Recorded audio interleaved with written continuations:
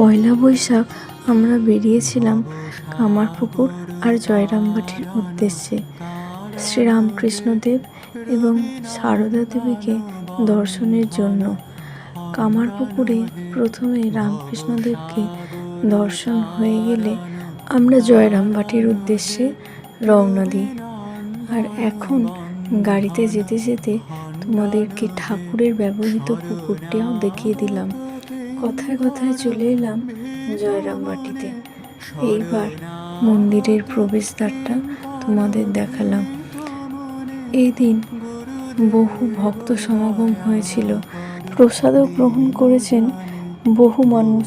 তারই কিছু মুহূর্ত তোমাদের তুলে ধরলাম।